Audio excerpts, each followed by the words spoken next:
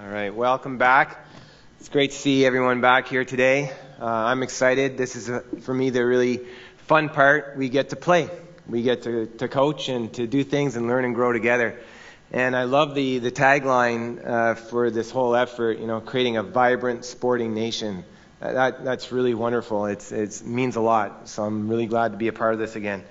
So we did yesterday a little bit of an overview of what is good coaching. And today we're going to work on getting better as a coach. So we're going to focus really on that second piece, becoming a quality coach or becoming a better coach. And I shared this with you yesterday too, just as a way to kind of set the stage. Really what we're going to be doing today is focusing on enhancing what we already do. So the best coaches are the ones who are always looking at how to get better. And again, I go back to Coach Wooden, what matters most is what you learn after you know it all. And so we want to be a why coach, asking ourselves after our training or after a competition, why? Why did that athlete respond that way? Why did we get the outcome we did today?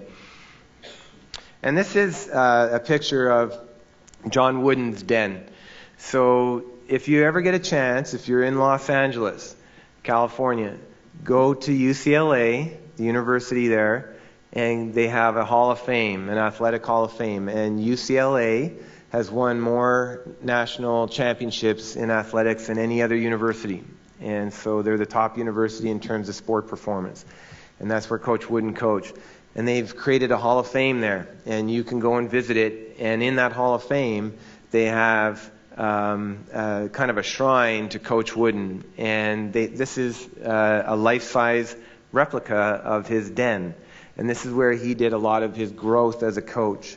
And so if you look closely when you go there, or you look closely at the picture, there's very, very few coaching books on his shelf. He read widely across lots of different fields. He read medicine, poetry, art, history, leadership. And so what we're going to try and do today is really expand your bookshelf, in a sense, get you to get outside of your, badminton or football or whatever it might be, and open your mind to possibilities, different ways to thinking about how you coach, enhancing your ability to see things that maybe you didn't see before. And so we refer to that as reflection. And there's a lot of research on reflection. What does it mean to be a reflective practitioner? And in fact, I did my PhD, my doctoral research in that area, trying to understand really the science of getting better and the science of reflecting, and how can we then use that as a coach? How can we translate that into actually getting better as a coach? And I use this image to reinforce that as you compete and you get better, the gains, the difference between great and good are often very small, and world-class and great very small. And so it's not necessarily better techniques or different training methods. Often it's going to be just a small adjustment that you make as a coach. And so your ability to notice those small things is really important. And we call those separators. So being more able to do systematic reflection on a regular basis is a little thing that makes a big difference. It's what we call a separator. And when I do these sessions, oftentimes people will say, well, the reflection, what does that really mean? Well, it means thinking about your coaching and taking actions to get better as a coach. And as a coach, we always think about coaching. I have coaches tell me all the time, I'm always reflecting. On the train, in the car, on the bus, at home, when I go to bed, I'm always thinking about coaching. And yes, that's true, but it's not necessarily helping you get better. Just thinking about something, for example, just thinking about physical activity is not going to help you get better.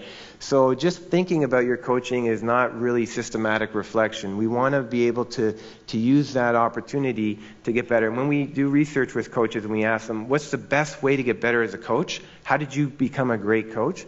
The number one thing they always tell us is by coaching. So I get better as a coach by coaching. Well, that's great, that's fine, but we want to accelerate that process. And otherwise, we end up with this situation. Coaching, just because someone's coached 10 years doesn't mean they're an expert. It could be 1 year 10 times. So we want to accelerate your learning while you're coaching. So that we're going to do activities today that are going to help you get better as a coach while you're coaching, in the act of coaching. And to put this in perspective, again, we all reflect, but generally when we really stop to think about why things happen the way they do, it's when there's a crisis. So when you have a terrible competition, a terrible match, a terrible practice, an argument with an athlete, that's when we really think about why. Why did that happen? Why wasn't I able to connect with that athlete today? Why was that athlete, being so difficult today? We don't go home and stay up all night thinking about why was that such a great practice today? Gosh, it's always when there's a moment of crisis. And we see this even at the highest levels. And this is an example you may remember a few years ago in Brazil when they hosted the World Cup and of football or soccer. And in the semifinal match, they lost 7-0 to Germany. And it was 5-0 very quick. And if you remember that match, people were crying. It was just a disaster. Painful to watch. And so this is the front cover of the English language newspaper the day after they lost. End of the world. Literally the end of the world. The worst possible thing that could ever happen in Brazil. And so what did Brazilian Soccer or Football Federation do after that? They had to take time, in their words, we needed to rethink our national team's future. So what did they do? Well, they fired the coach right away. It's always the coach's fault. Even though this coach has won a World Cup before and is a world-renowned coach. So these are quotes from the Brazilian Football Federation. After the disaster, Brazilian football has to evolve. We need to think differently. We have to find a way to start restructuring football. We need to choose new people with new thoughts. Why would you wait for a disaster to have new thoughts? But this is what we do at the highest levels even. We get comfortable with what we do on a regular basis. We get into our routines, and we don't stop to reflect until there's a crisis. And then it's too late, right? It's too late at that point. So we want to get to the point where we don't want to wait for crisis. We want to build the best in the world are doing what we're going to do today on a regular basis. They don't do it once every 3 years or at the end of a cycle. They're doing it on a regular basis. And you see this as an example from one of the most successful coaches we have right now, Coach K, our basketball coach. Self-assessment is not a thing you do once in a while. It's not the Brazilian football example. It's something that you should be doing all the time. And if you go back to our definition of effective coaching, what is good coaching? We talked yesterday about the 3 types of knowledge. Knowledge of your sport and how to teach it, knowledge of your athletes, and knowledge of yourself. Reflection is really building your intrapersonal knowledge of yourself. So that's really what we're going to focus on today, building up, enhancing your intrapersonal knowledge of the coach, which will help make you a better coach. All right, so we're gonna do a lot of activities today, and we have a lot of videos and things to share. So you have a handout in front of you at your table, and the activities are numbered, and we may go a little bit out of order, but we are going to start with activity number 1. So if you can open up that handout you have in front of you, and you'll see activity number 1, and it's a summary. Basically, when I wrote that book, I got to the end of it and I thought, it's just a lot of material in there. Could I summarize that in 1 page? If I had to put it in 1 page, what great coaches do, and this would be it. These are the things great coaches do on a regular basis. So what I'd like you to do now is you can go down that list and put a check mark beside any of those items that you feel you are pretty good at. You feel pretty strong. So you might see an item there relating to building team trust. So yeah, I do that. I'm pretty good at that. So don't be shy. You have some strengths. There's some things that you're very good at. You can put a check mark beside those things that you feel you do well. You can put an X beside things that you don't do well or you don't do at all. You might say, yeah, that's something that I don't even know what that is. I've never done that. You can put an X. So we'll do this individually for a few minutes, and you don't have to put an X or a check beside every single item.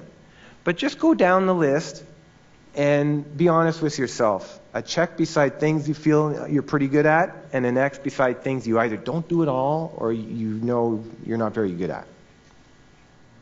We didn't talk about every single item on that list. So if you have any questions about any of them, you're wondering, I don't even know what that is, what he's talking about, you can grab a microphone and ask, and I can share with the whole group. Okay, you can discuss this at your table, and if you have questions, you can just stand up and ask, and we'll go through them.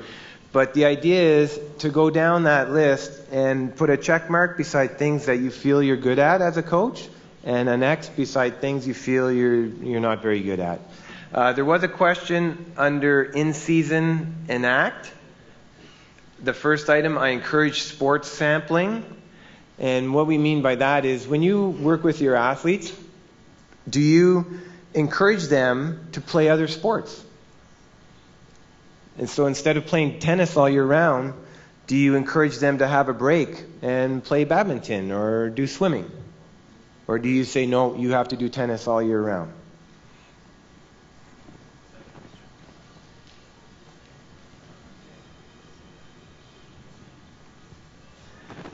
We had another question under off-season enhance. The last at the bottom, the first item, high-impact performance gaps are closed through systematic and critical reflection.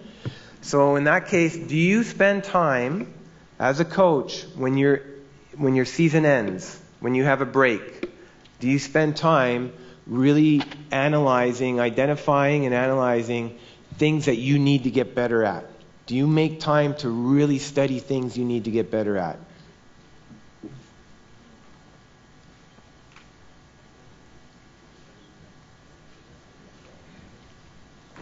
These are good questions. Under end of season evaluate, the item near the bottom that says athletes are recognized through end of season rituals and ceremonies. So when you finish with your athletes, when you finish a season or a cycle with your athletes, do you recognize their contributions and their achievements? So do you have, for example, team gatherings, team banquets, team ceremonies where we recognize the effort and the journey? Or do you just end it and move on to something else? Wait, there's another question here. Under in-season and act, the second last line, I understand momentum triggers. Yeah, so the reason we're going to come back to this, so we're doing this at the beginning to get you thinking. This is like a warm-up. Just when you have a physical warm-up with your athletes, this is like a mental warm-up. So the momentum, in every sport, there are moments in your sport where they're decisive moments that will influence the outcome of that competition or that match. So, for example, in badminton, it might be you're playing badminton and your opponent gets 4 or 5 points without you responding. That's a moment where you have to adjust as an athlete, otherwise you will lose very quickly. Or in tennis, for example, or taekwondo. So as a coach, are you able to notice when your athlete is starting to struggle, and are you able to help them so that they don't lose all the momentum and lose the match? Are you able to help them? Do you notice when they're starting to struggle a little bit? So the next part of this, and we will come back to it, is a big part of getting better as a coach is using local wisdom. So using the wisdom that you have at your table. And just for fun, I'd like you at your table to get a number that represents the total number of years of coaching at your table. Just go ahead and add it up. You can do that right now. How many years of coaching do you have at your table? 99.5. Okay, can any table beat 99? We're not going to count to 0.5. 99. 116. Can anyone beat 116? 176. Whoa, 176. Put your hands up, 176. Wow. Anyone beat 176?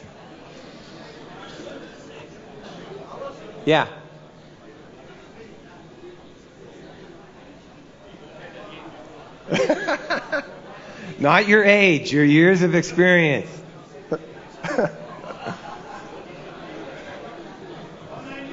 Whoa, hands up, 191. Let's see, 19. What table is that one? Okay, hands up, table 16. Let's see, table 16. 191? Okay, put your hands up over here. Table number 3, 196. 196. Do we have a 200? I feel like I'm at an auction. Do we have a 200? 197. Oh, 10. Okay, 196 is still the record then. 196. I think we need to get him a parking pass or something, Troy. That's 190. Okay. Okay, so come on back in here. Refocus. So what this exercise shows you is that you have tremendous local wisdom. You don't need me to tell you how to coach. At your table, like at this table, you have almost 200 years of coaching experience. You have the expertise close to you in your club, at your school. And so what I'd like you to do now with that activity sheet is see if you can find someone at your table who has a check mark beside something they're good at that will counter an X that you have. So for example, if I'm looking at my sheet and number 1 says I have a clear awareness of why and how I coach. Coaching golden circle. We didn't really talk about that, but that gets to, do you have a clear purpose and a clear sense of why you coach? And so if I put in an X, said, I never really thought about it. I just coach. If there's someone at your table who has a check mark, said, yes, I have a very strong purpose and clear sense of why I coach.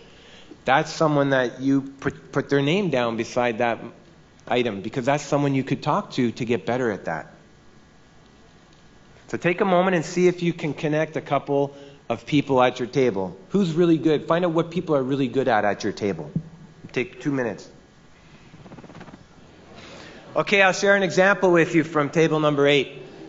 Under in season, we have a coach at that table who said, I'm very good at teaching my athletes pre-competition readiness. So what that means is I feel before the game, before the match, I'm very good at getting them ready to perform. And what he does a very game-like warm-up. So high-intensity warm-up, so the athletes feel like they're ready to perform. So that's the type of thing we want to share at our tables as much as we can. Okay, we'll come back to that. So let's come back in right now.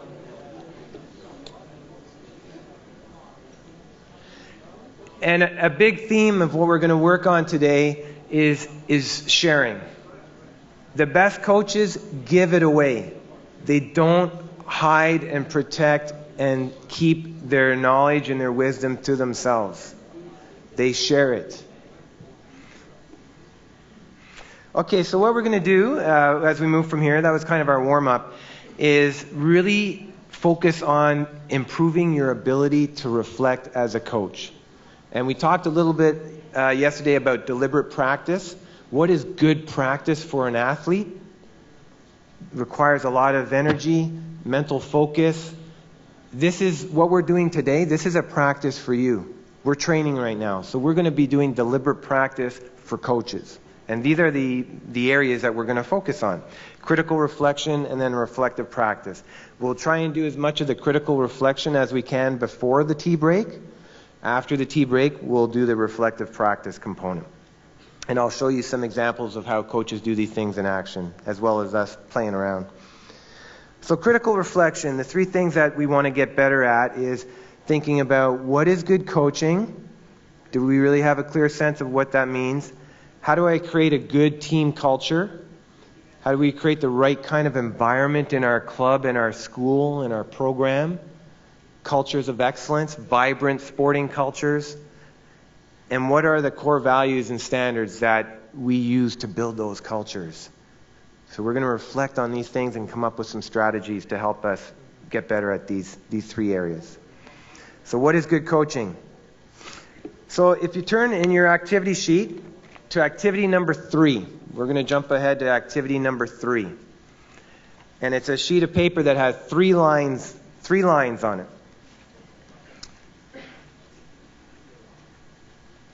And at the top of it, it says autonomy, supportive behaviors, continuum. What does that mean? Well, so this was a PhD, a doctoral research study in Australia. And I was a member of the committee, and I was reading this. It was about high-performance coaches. And I thought, this might be a fun activity to try with coaches. So I designed this little activity. And I've used this all over the world with coaches at all levels. And so what I want you to do here, there's a kind of a movement right now in the science of coaching to encourage us to be more, to give more ownership of the experience to our athletes. Allow athletes to have more input into the experience. And in the science, we might call that autonomy supportive coaching. You don't need to necessarily remember that, but that would be the kind of science term that we might use. So on this sheet of paper that you have with the 3 lines, you think of this as a continuum. So it's not right and wrong or good and bad. It's 2 different approaches to coaching. So if I'm looking at my sheet, on my right-hand side, I have a small description in the box of one approach to coaching, one style of coaching. I listen, I ask, I respect athletes' views, I give constructive feedback, I treat all players fairly. On the other side, on the left side, you have a small description of a different approach. I don't seek input from my athletes when designing training. I tell them what to do, direct orders. So again, it's not good and bad, right and wrong. It's just different approaches. So you have 3 lines. On the first line, line A, I want you to put an X where you think you normally are as a coach. So in general, where would you be? You put an X on the line. Line B, you put an X where your athletes would put you. So if I gave this to your athletes, where would they put your X? Where do you think your athletes would put the X? And then line C is, where do you think the X should be? Where should it be? Where do you think the best coach in the world would have the X? So line A is you. Line B is what your athletes would say about you. And line C is, where do we think the best coach in the world would have their X? And you can do this together at your table. And there is a right answer. So we're going to see how close you get to the answer. Okay, I'm hearing some interesting responses. Remember, there is a right answer. There is a right answer here. And I give you one more minute. I'll throw this out too. Does it depend on whether you're coaching males, boys or girls, males or females? Would that matter? Would that influence where you put your X? What about high-performance athlete versus young athlete? Would that matter? Time of the season, beginning of the season, end of the season, would that matter? Give you one more minute, and then we'll see if you got the right answer. Okay, we're going to get an answer from one of the tables here that I was talking to. Anyone at that table who's willing to share just where they think the X should be. Angie, where do you at that table? Where do you think the X should be?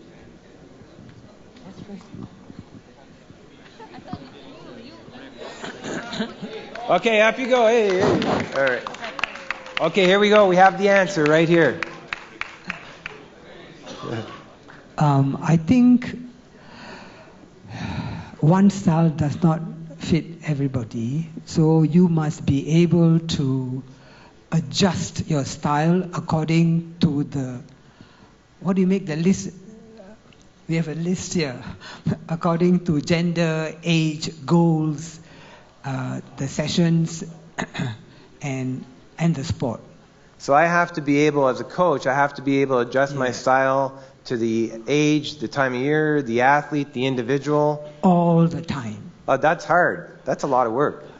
I think, no, it is not it's hard work, Yeah. but that's why we are here. We want to learn this and once and for all change our thinking. So where would the X go? Where would you put the X? No, I'm not putting any X's anywhere. Okay. All right, thank you. That's awesome. All right. Okay. So, in fact, I think we got a parking pass for that table there if they want them. Because the answer is not 1x, or you could say 1x, that you move back and forth, and they mentioned that at the table kind of like a slide back and forth, or X is all the way down the line. So I'm going to use whatever X I need to use to connect with this athlete right now in this moment. And that's what you see with the best coaches. And I see this all over the world, even Olympic champion coaches, they often struggle. So this is really very, very insightful. Just from talking to the few tables I spoke with, I think coaching in Singapore is in great shape because you didn't fall for my trap. He said, no, there's not one spot. It's all over the line. Very, very good. And I'll show you what the world's best coaches say when we do this with them. So the coaches of the All Blacks rugby team, what did they say? Okay? So we have a few nice studies with the coaches of the All Blacks rugby team. And what would they say when we gave this to them? Take a moment. This is a quote from the coach, the head coach. Where would you put your X, coach? It depends. Exactly what you said. Exactly what you said. It depends. Sometimes I'm tough and directive, putting them under pressure, try to create stress. Sometimes I'm empowering, reinforcing, encouraging. It depends on the needs of the players. Your awareness of the group, where you're in training. Generally, people would say I'm an empowering coach, but on a different day, they may see me bark at them. Sometimes they need a pat on the back. Sometimes they need a little bit lower, a little kick in the butt, right? And that's where reflection becomes so critical to becoming a great coach, is being able to notice what they need when they need it and having the courage to do what needs to be done in those moments. That's what great coaches do. So you're right on track. It's wonderful. You passed. Congratulations. All right. So I'm going to show you, we're going to take a pause here for a few minutes. I'm going to show you a little video. A little video of a coach and an athlete. And this is reflection activity number 4 on your sheet, reflection activity number 4. And this is high performance sport, but it doesn't matter. This could be little kids too. And it's a moment of coaching where you have one coach, one athlete. The coach is a former world champion weightlifting coach. He's in Sweden. The athlete is visiting him from the United States. And I want you just to watch this little episode of coaching, and I want you to make some notes on your sheet under activity 4. What do you notice about this? Is this good coaching? Here we go.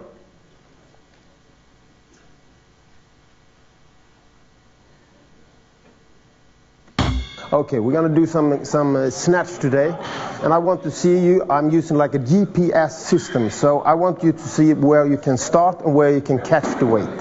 So I want you to just take the bar above your head, and then go to the lowest position. Are you feeling comfort in this position? Is it good for you? So now we have your end position, okay? Then you can just take it up again and go down. And we're going down to the start position. So take a strong start position. Are you feeling good? So this is your start position today. Okay, then I want you to lift from the start position to the end position in one lift. Okay? Please. Can you do another one?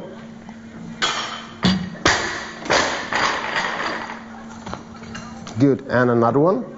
Going to do 4 repetitions.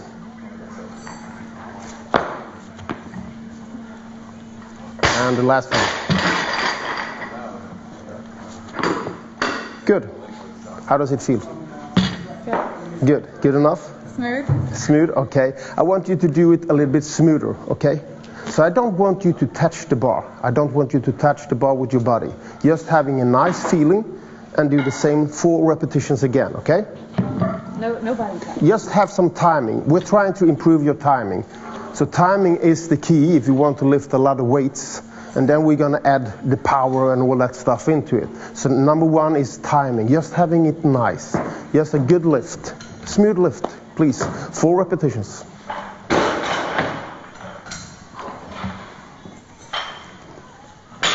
That's 1.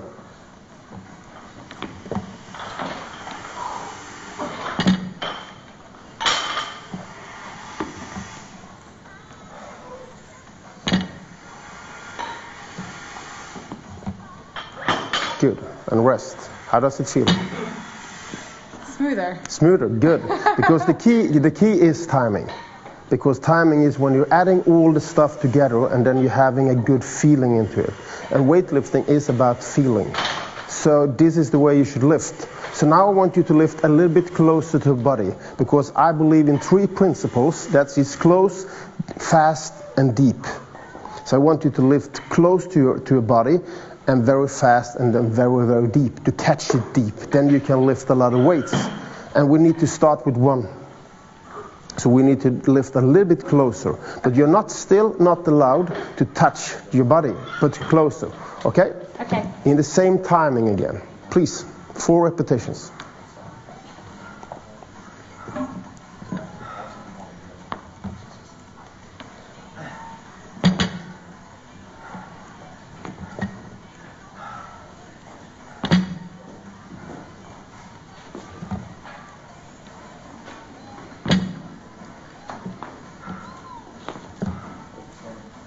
Good.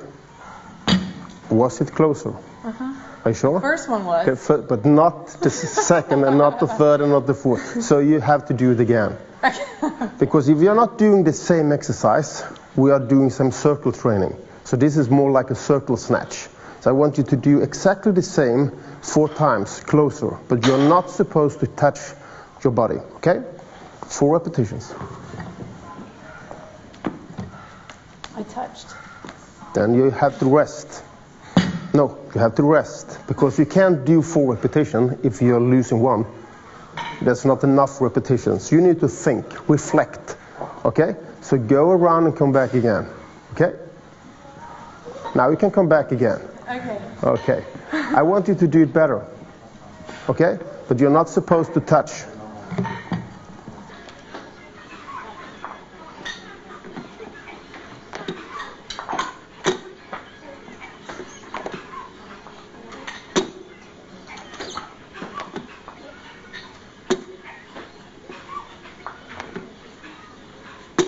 Are you satisfied?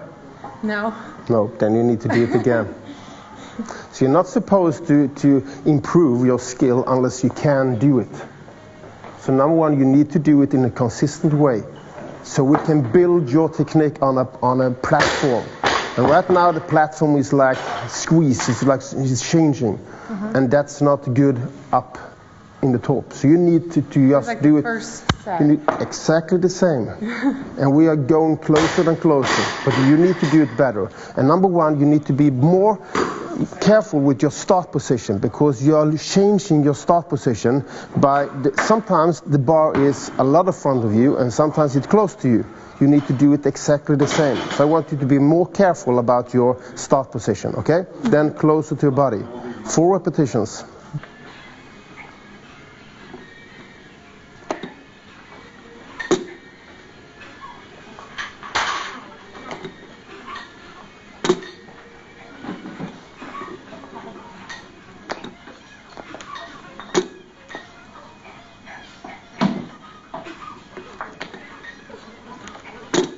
So, I felt better. The last one hit my shin, do you think it's good enough? but it was. I felt like I had intention every time. Yeah, absolutely. Was it good enough? It was good. It was good. Was it good enough? I want more. No? Was it good enough? No. No, then you need to do it again. Okay. I'm sorry. You need to pay attention to each repetition. Otherwise, It's never going to be good enough. of course, good enough is good enough. Not the best. Good enough for you. I'm just asking you. I did not decide. You decide. And you thought it wasn't good enough, so that's the way it is. And I think it wasn't good enough, but Okay, good. That's Then I'm good. justified. Good. Pay attention to the start position. Pay attention to close enough, but not touch. We're going to touch later on, but not today, unless you make it. Okay? Pay attention to each repetition.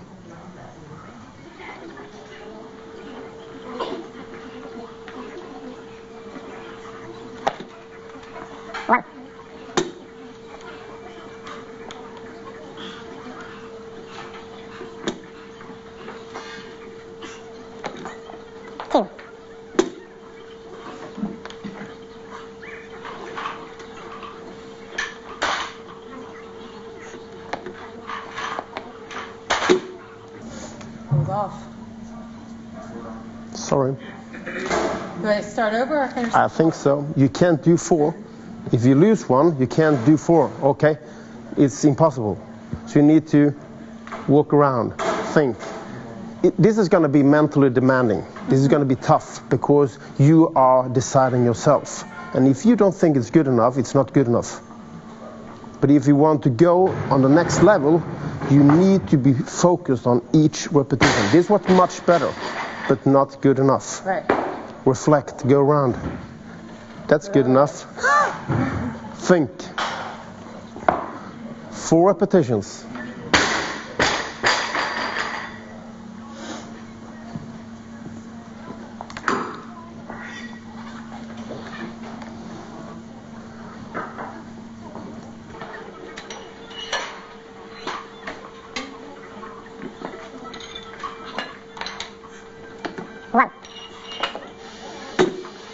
Pay attention.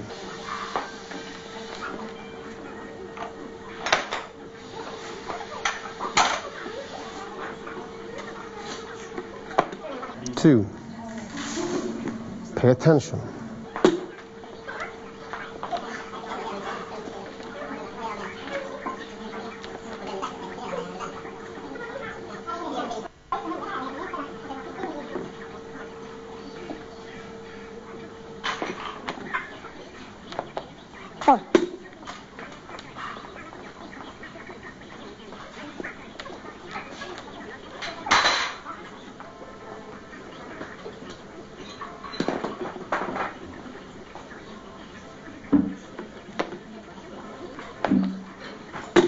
Good enough?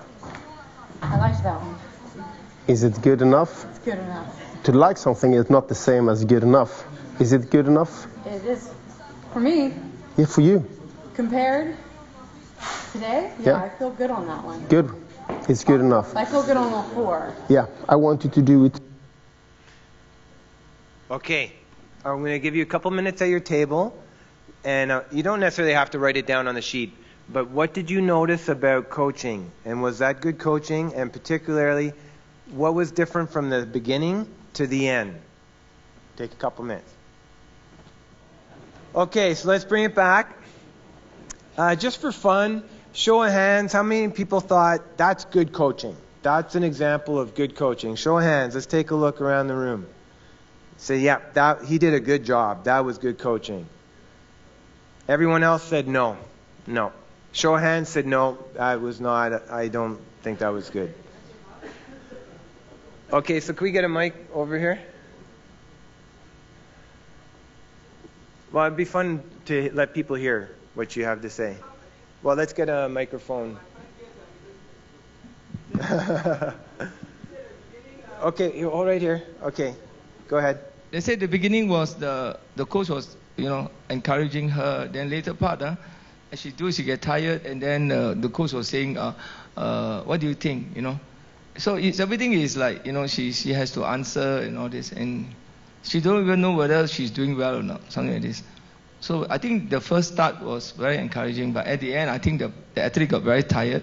That's what he say, and then start to lose focus, and then later on, she walked around and came back, and then she start focusing. I think that was good, but she built confidence after that she need to do well, but without the coach giving her sort of what we call, she has herself to have to do it well.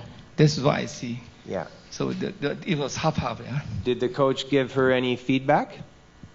Later part, yes. He said, okay, you think it was good? It's good. Something like that. Yeah. Okay, so this is one of my favorite videos because it gets us to, you're practicing right now as a coach. You're at practice. So you're thinking about what you're observing. Was that good? Was it not good? Were there parts of it that were good? Were there parts that weren't good? Could I use that with 8-year-olds? Could I use that with young athletes? Would it depend if it's a boy or a girl? And so there's no right or wrong answer, but there are some things that were very good in there. Okay, and we know a lot of science about that. So the things that I want you to remember about this video, think about how she practiced at the beginning. When she came, she showed up to practice. She grabbed the bar. He said, we're going to do 4 reps. She grabbed the bar. She didn't even put it down, right? She basically stop, up, stop, up, stop, up. What did her practice look like at the end? Before she had a moment, she stepped away, took a deep breath, adjusted her equipment, focus, go up, practice. Put it down, step back, focus. That was 8 minutes. 8 minutes from an athlete showing up to practice and doing mindless practice for yeah, I did it, coach, to deliberate practice, thinking about what you're doing, effortful, mindful. And that practice at the end, at the end of the 8 minutes, you don't need, that's why we say with deliberate practice, and I mentioned this yesterday with the amount of time we practice, you don't need hours. You're not doing that for 2 hours. If you do that for 20 minutes, you're going to be tired physically and mentally. It's demanding. But that's how you get better. That's deliberate practice. So he took her from mindless practice, show up and do it, mindless practice, to deliberate practice in 8 minutes. That to me is phenomenal. So yeah, there are some things maybe we could change. Some people say, well, he gave a bit too much feedback sometimes, and maybe he relied too much on asking her feedback. And if you're working with a little kid and you ask them, was that good enough? They don't know what they don't know. Says, oh yeah, that was awesome. They know it wasn't. It was terrible. So maybe with younger kids or beginners, we might still ask them, but we might give them more feedback perhaps. So the main thing though I want you to take away from that is the difference between mindless practice, showing up and doing activity, putting in time, to deliberate practice, which is effortful and requires a lot of mental energy. And so you don't need a lot of time if you do that kind of practice. So when we think about, we keep building on this, and we want to improve your ability to notice things. So a really important skill for you as a coach is your noticing ability. So what I was doing with you with that activity was pushing you to notice things. What do you notice? And that's what you do as a coach in training and in competition. The best coaches are looking for things that matter. They get really good at noticing things that matter. They don't need to see everything. They need to notice a few things that matter. So if we improve our ability to notice things, we get better as a coach. So you have here reflection activity number 2. So actually we flip back in your workbook a little bit. I went out of order on this one. Reflection activity number 2, it's just a blank page. So I'm going to show you a picture. I'm going to show you an image. And I want you to write down the first thing you see. So what is this? As soon as I show it, don't think about it. Just as soon as you see it, you write down, oh yeah, you write it down. And don't tell anybody at your table, just write it down. Show you a picture, what is it? Write it down on that sheet of paper. Here we go. What is it? Write it down. Write it down. Don't talk it out. Just write it down. What is that? Okay. You should see 2 animals. Write both names down. What are the 2 animals? There's 2 animals. Show of hands, how many people see 2 animals? 2 animals. So look around the room. If your hand's not up, you should be feeling a little pressure right now. Come on now, you got to see it. There's 2 animals. Okay, talk it out at your table. Make sure everybody sees both. You should see both.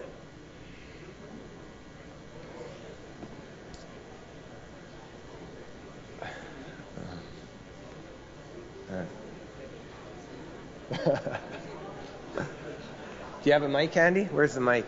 Where's the mic? Just any table, any table. Just let them tell us what they saw. Any table. Okay, we have a mic at 15. What did we see? Anyone? Just tell us what you saw. Okay, what did we see? Okay, we saw a duck and a bunny. A duck and a bunny. Everybody can see a duck and a bunny? Yep. A duck and a bunny. Sometimes people say a seagull or a bird, and then a bunny rabbit, a little rabbit. Thank you. Okay, so what does this have to do with coaching, right? We're training your ability to see things, to notice things. And it's important to understand how your brain works and how your athletes' brains work. So everywhere I go around the world, 99% of the people right away see duck or seagull or bird. And that's because your brain is designed, if you want to get people's attention, you use motion or contrast. So in that picture, the thing that stands out are these lines over to the edge. So your brain is trying to make sense of what those lines could be, and based on your experience, most of you have seen a duck or a seagull, so your brain says, yep, duck.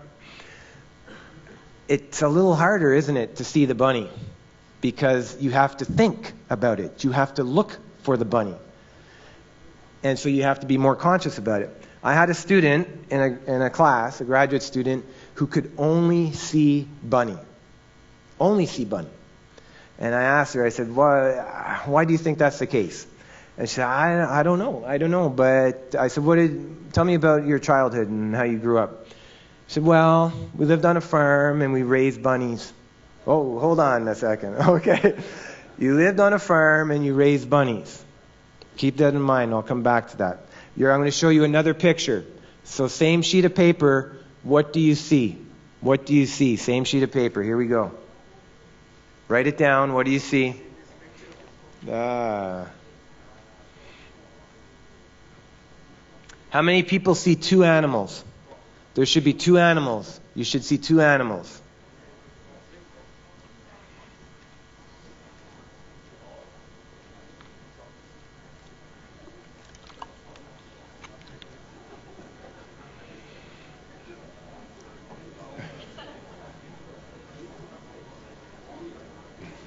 What's the first animal we see? Frog. Second animal?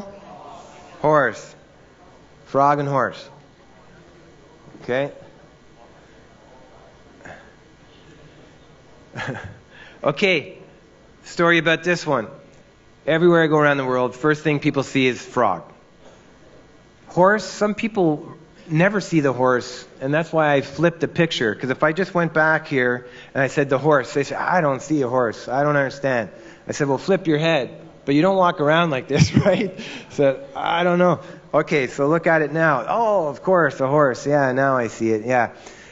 So again, this is important for teaching and learning and understanding as a coach how you get better at noticing things. So think about how many horses you miss every day in practice. How many horses you miss every day in competition because you just don't see it. And that horse could be the key to winning. So we want to get better at seeing things from different perspectives and noticing things. And if I told you in advance, if I said, hey, look for the horse, you would probably see it, or you would get a lot closer to seeing it. So this is an important lesson we're going to build on later in the session. So I had a graduate student one time in a class, said, oh, it's obvious it's a horse. Right away I saw a horse. I said, okay, tell me about your experience. And he said, can I just show you? It'd be easier if I just show you. I said, okay. So he came up to the board and he had a marker. And within about 3 seconds, he drew that horse. Beautiful. Beautiful in about 3 seconds. I said, oh, wow. And he said, guess what? So this was an older student, a mature student coming back to school. He was actually a surgeon and a race car driver. He's done all kinds of crazy things in his life. He said, wait. When I was just early and just out of college, my first career, I was an artist, and I specialized in horses. All right? So why does this matter? Because you see with your brain, not your eyes. And this is really important for getting better at noticing as a coach, and also connecting with your athletes. Because what we know, this is a great book I highly recommend, should be required reading for any coach, any teacher, any parent. It's written by a neuroscientist, but it's very simple. You could share this book with anyone. It's funny, it's an engaging book. And one of the rules about how our brain works is you see with your brain, not your eyes. So what happens when we see things? Visual information is fed in through our eyes, our retinas, to the back of the brain. So where visual information is processed is at the back of your brain. So it comes in through your brain, and it's just lines, just symbols, and it's your brain tries to make sense of what are these lines I'm looking at, and it's filtered through your experiences. So that's why the girl who was around bunnies, her brain automatically said, oh yeah, bunny. The guy who drew horses said, yeah, that's a horse, because he had lots of experiences. As it's being processed, it taps into your experiences. So as you get better at something, you become an expert, and all of you have probably played the sports that you now coach, you're going to miss things because you don't look for them. They're not necessarily going to be obvious to you, and you will never see what your athletes see, and they will never see what you see. And that's where there's a lot of conflict sometimes between coaches and athletes. And even here, I've heard many times coaches get angry and frustrated with an athlete and say, why can't you see it? I don't understand why you can't see it. Because they literally cannot see it. They will never see what you see. So the better we can get at noticing things and seeing a broader range of things, the better we'll be able to connect with our athletes. And in the psychology literature, in education, we might refer to this as mental models. So in a sense, think of a picture frame, and everyone walks around with a picture frame, and your experiences are what's in that frame. So your experiences shape what your brain tells you you're seeing. So that's why it's important for us to be able to expand the size of that picture frame, so have larger mental models, so we can see more things and see what our athletes see. And this was actually similar to a slide that was shown yesterday. I think Massa showed this. And we know as you become more expert at something, things become more automatic. So it's hard to ask a world-class athlete to explain what they do. Can you tell me how you do that? And try it with a world-class athlete. Most of the time they'll say, can I just show you? Come on over to the track, I'll show you. Because they don't think about it anymore. It's unconscious for them. So if you've played your sport, which I'm sure all of you have, and now you're coaching it, you have all these years of experience doing this activity. And you don't really have to think about it as much anymore. You just do it. But your athletes don't see that. And so then we get frustrated with our athletes because they can't figure it out because it's obvious to us. So we need to, as a way to move ourselves back into this kind of conscious competence, so we're more aware of what we see and what we do, it'll help us explain that to our athletes more. So it's important to do these kinds of activities. And a great way to, before you design, when you design a practice, before you try it with your athletes, try explaining some of the activities to a friend, someone who doesn't know anything about your sport. And you'll be amazed at how many things you overlook.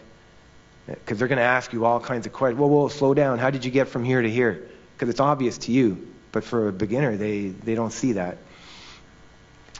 All right, so I'm going to show you a fun little clip here. I actually did a project with the coach of one of the coaches of the Portuguese football team when Ronaldo was playing and they were leading up to the World Cup in Brazil. And Ronaldo was best player in the world. And Portugal had to go into a playoff to qualify for the World Cup. They had to play Sweden. They beat Sweden. Ronaldo scored a hat-trick. They made it to Brazil, and they didn't do well. They didn't get out of their group, and mainly because they were exhausted. Ronaldo played all year long, and the team was exhausted. They made some coaching mistakes too. So I'm going to show you a little clip of Ronaldo to reinforce this idea of mental models and how it's important for us to be able to keep practicing noticing skills, because otherwise things become automatic and we miss stuff. We just miss it.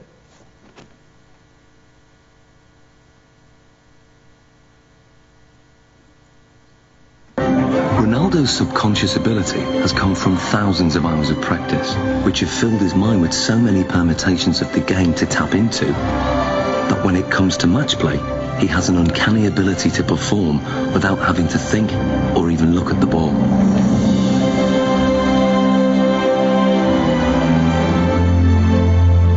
Effectively a scholar of football. It's the same way as studying any other subject, learning a new language, anything like that. You build up experience, you learn the basic rules of grammar and the different words that are available to you. So in football terms, that's going to be the skills, then putting them into a match situation. And so as you become more fluent in the language, you don't need to think about it as much. So Ronaldo's vast experience gives him the ability to intuitively read the game under normal conditions. But what if the conditions are very far from normal? Can Ronaldo still hit the back of the net if all the lights are turned off and he's in complete darkness? Okay, what we're going to do, we're going to have Andy feeding the balls in as if it's a cross, and then sometime in the ball flight, the lights are going to go black, so you won't be able to see anything at all. We're expecting you to be able to put the ball in the goal. That's what we're hoping will happen. We're hoping that you'll have picked up some advanced cues from Andy's body position, the shapes, the positioning of his feet and his hips, and therefore will be able to tell exactly where the ball's going to go and get yourself in the right position, even though you can't see it. Okay. Taking Ronaldo on in this seemingly impossible test is an amateur footballer called Ronald. Come and join me, Ronald. Ronaldo. So we've got Ronald in here, same age as you, roughly the same height. We're going to use Ronald as a comparison and see how he reacts doing this same test. Ronald is going first. Dark! Light! Light! So what does the night vision reveal? Ronald misses the ball by quite a way. Perhaps not that surprising. But can Ronaldo do any better? I hope to do once. Dark!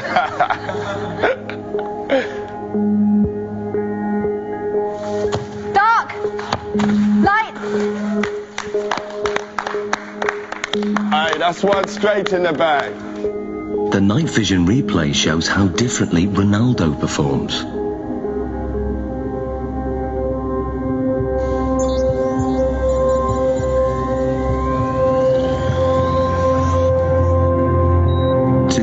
That wasn't just luck. Another attempt.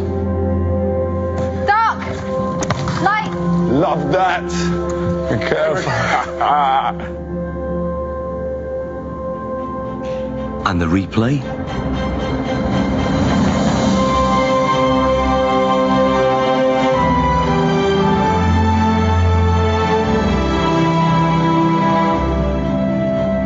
How hard is that? It's difficult because it's changed a lot. Yeah. Because you are focusing the ball, and after no light, you have to try to memorize the ball. Human reaction time is about 200 milliseconds, and by 500 milliseconds, Ronaldo's subconscious has interpreted Andy's body language, worked out which direction the ball will go in, calculated its speed and trajectory, and then programmed his body to reach it at the optimum moment. Love that. It's almost as if they're doing maths in their head, even though they wouldn't be able to describe it to you. You could see from their performance that Ronaldo saw the first part of the ball flight information. He'd picked up information from Andy kicking the ball and was able to move his body into the correct position. This is because he's processed the information, he has experience of where the ball is likely to go, he's able to analyse all that as it's coming towards him and therefore connect successfully with the ball. Love that. Ronald, on the other hand, doesn't have the same level of experience. He would have watched the ball flight. It's likely that he will just have had his eyes on the ball instead of picking up any information from Andy himself. And then when the lights go down and it's black, he's kind of stranded in no man's land a little bit and just has to do his best to react, but is naturally going to struggle with that. So far, the lights have been shut off when the ball is in midair. But now, the lights will be turned off just at the moment Andy kicks it. Can Ronaldo score with only Andy's body language to go on? There you go, we'll get one. We good? Yeah, good. Okay, Ronaldo. Dark. Light. Light. Ronaldo, quality. What was that, shoulder? Great finish. Great finish.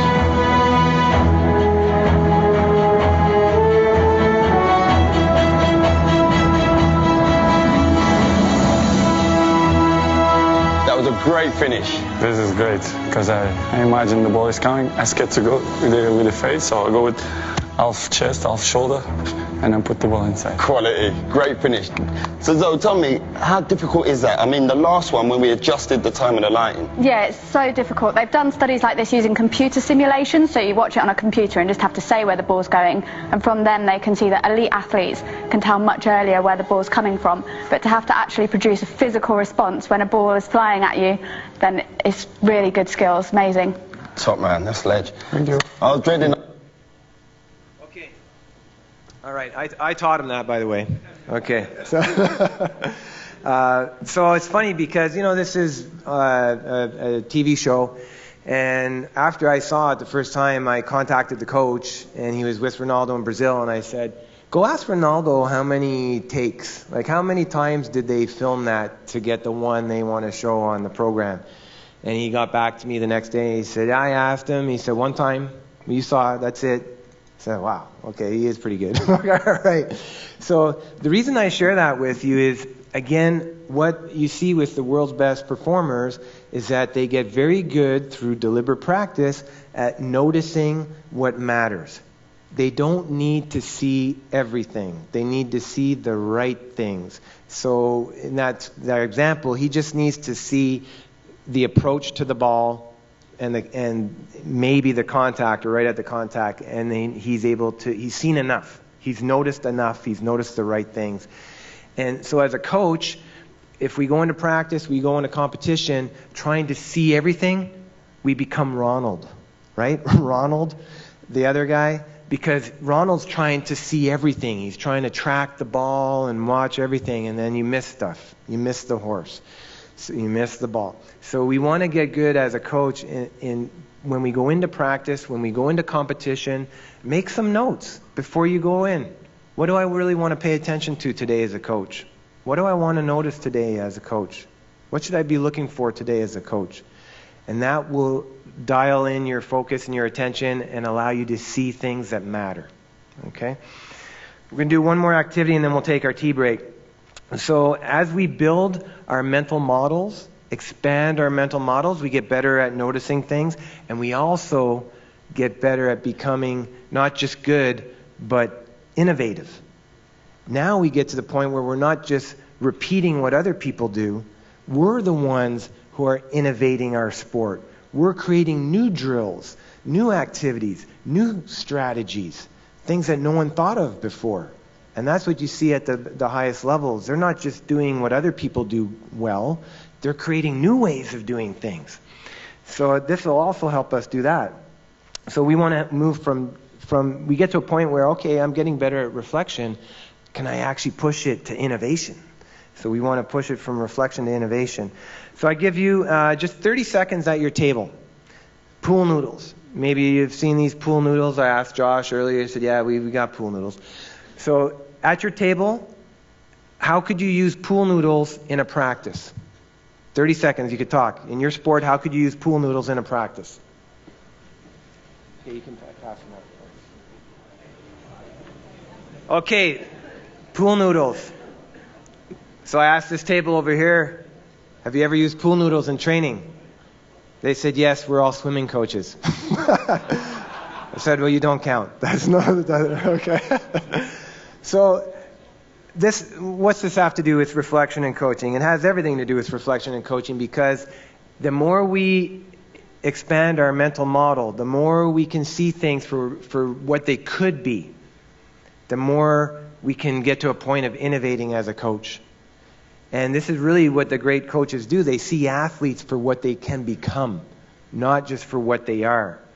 So they don't see an athlete as a pool noodle, even though they might come to you as a pool noodle. You see them for what they could become. Could be all kinds of things. And, here are just a few examples. And I do this all the time. I'll go to a hardware store, a grocery store. We have cheap dollar stores. and just walk up and down the aisle. You don't need the latest, greatest, high-tech, expensive training equipment. Grab simple props and tools and innovate with them, and you'll have fun with your athletes and while they're learning. I'll show you. So I showed this at a rugby conference one time, and I had a guy come up to me after. He works with one of the best rugby teams in the world, in Australia. He said, Wade, you wouldn't believe it. The best team in the world, they use pool noodles in practice. And he sent me this video, so just take a look here. It's just a minute here, half a minute to show you, and we're going to finish on an activity. So this is a professional rugby team, right? Using $1 pool noodles, okay? So that's a really critical moment in that sport. Developing the ability to track a high ball when people are around you waving their arms. So the coaches thought, what's a way to replicate that in training without causing injury? Because I don't want 6 guys jumping up and trying to get a ball. Someone's going to hurt themselves. And so they were innovative enough to say, what if we just use a pool noodle or a bunch of pool noodles? Yeah. And so this is a way to innovate. Okay. So you got the idea there. And in fact, when we go into... so when I see ideas from coaches, I always try and understand why. Why might that be? Because it's not... I don't want it to be a gimmick. Oh, this is a silly little game. There's a reason these things work. And in fact, when we are able to see things for what they aren't, what they could be... This is something unique to the way our brain works, and we call this dual representation theory. So we can see things for what they could be, not necessarily what they are. So this is where we're going to finish before our tea break. So every one of you should have an item that was, and we could turn the lights up there. Every one of you should have an item at your table that was just distributed. And I'm going to push you, we're going to take a few minutes, to be innovators. So you have an item at your table. And you're going to get 2 minutes. So you have this item, and you get 2 minutes at the table to try and identify, think of 8 different ways you could use that item, other than what it is designed for. So if you got a paintbrush, it's not a paintbrush. If you got a comb, it's not a comb. 8 different ways. It doesn't have to be related to your training or to your sport. Just 8 different ways. Okay, you got 2 minutes. Okay, so we'll pause there. And the reason we do these activities is that you're doing deliberate practice as a coach right now. You're getting better as a coach right now. But again, if you don't take these things seriously, for example, if you say, this is silly, what's this have to do with coaching? I remember one time I was doing this at a session in Canada, and I had probably the best coach in the room. He's national head coach for the number 2 ranked team in the world. And he told me after, he said, Wade, when you did this game, I got up and went to the bathroom. It was stupid. What does this have to do with coaching? It was dumb. And I said, listen, you didn't give it a chance. You didn't expand your mental model. You saw it as a silly little activity, had nothing to do with coaching. But if you give it a chance, it expands your mental model. It allows you to see things for what they could become. And a lot of these things you could use with your athletes in ways to help them think better and more about what they do. So you're getting better at reflecting and innovating. So well done. And we're going to pause right there. We're going to come back at this point, but Troy wanted to share something with you. You've been great. You're doing awesome.